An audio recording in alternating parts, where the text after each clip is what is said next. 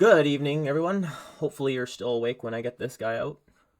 So, the budget just came out, and Financial Post is already out posting about it. And this new capital gain, this hike in the capital gains tax has really got me interested.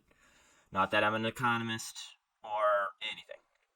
Also, uh, I was reading the comments earlier today and yesterday. That's why I didn't get as many videos out today as I hoped.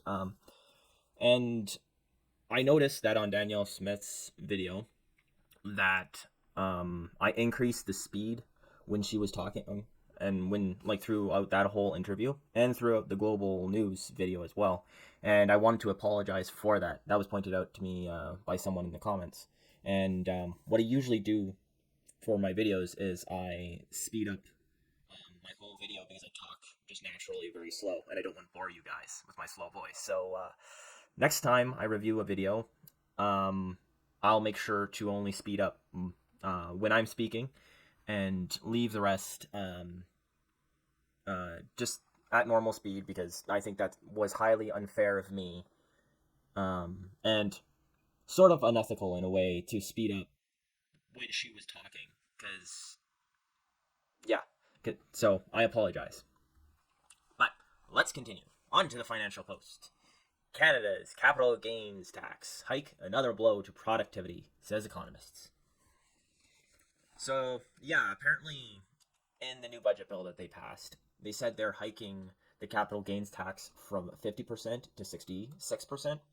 And that 66% will be on all capital gains for corporations, and anything over $250,000 for individuals. So, I mean, hopefully you're not acquiring any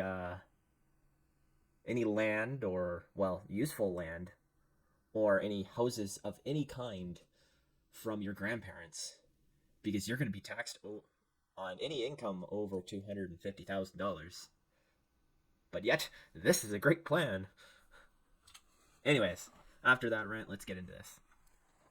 Finance Minister Chrystia Freeland delivered a federal budget that keeps the deficit capped at $40 billion. We'll see if it's just $40 billion. I'm not quite sure if a deficit is capped. Can you go over that deficit? I'm assuming you can, and that $40 billion is just like a, we hope we don't go over it. But let me know what you guys think in the comments. Does that mean they cannot go over that 40, or can they go over? And while you're in the comments, why not hit that subscribe button as well? It would be awesome if I could get to 100, but there are economists saying about changes to the capital gains tax, as we said. So, in the Canadian federal budget 2024, means high worth individuals, corporations, and trusts. Yeah, so they're just explaining what capital gains tax is. But economists, and what they're saying right here about Canada's already dismal productivity is, there have been a couple of articles coming out about that Canada's got really poor productivity levels compared to the US. I believe I made one video about that, but there was another article after that one, done by the Financial Post, and it was like, yeah, it's even worse than our first article said. So take that as you will. But that's compared to the States. So they say Canada's productivity is in a crisis, and the best way to get back that productivity is through new investments.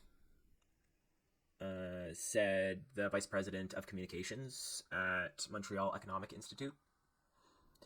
And just like he says here, the thing that doesn't attract new investors is taxes. I mean, I don't know much about the economy and such, but I'm assuming increase in taxes is kind of a hindrance. The inclusion rate increases to 66%, up from 50% on capital gains above $250,000 for individuals, as we were saying, and capital gains for corporations and trusts. Oh, so I forgot about the trusts. It's on there as well. But it's on all capital gains for corporations and trusts. And so the federal government say here that they're expecting $19.4 billion of income from this over 4 years. So instead of printing money, they're planning on most of this budget to come from, at least half of this budget to come from this capital gains tax. I'm assuming another portion of it is just general taxes. So, going on, they say that the Canadian Chamber of Commerce oppose any measure that increases costs for businesses, and also that it'll hinder any successes for any business, which is true. I mean, you start up a new.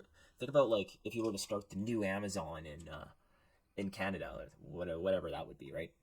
And then I don't know, you make it big, it like explodes, your stock goes up, everything, and then 4 years down the line, you realize you have to pay 66% in taxes from of like 66% of capital gains and trust tax. That would be nut. Why would anybody attempt that? They'd do the same thing as Mr. Wonderful did and go to the States and make his business. Go to Boston.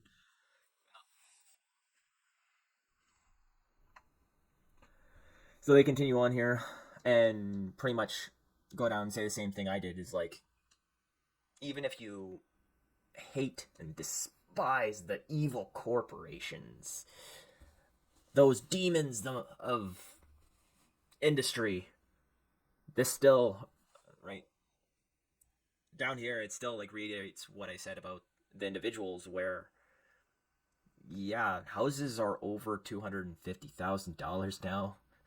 Like, we have bungalows in like the 700,000s. So when they say like, when boomers pass away, but like when anyone passes away and then leaves you something, like it does, anything over, at least you'll get that $250,000, but everything else is going to be taxed, capital gains tax of 66%. So in conclusion, of the $12 billion of new spending this year, $3 billion is for policies ostensibly aimed at boosting economic growth, including allowing firms to write off the full cost of various technology and R&D investments.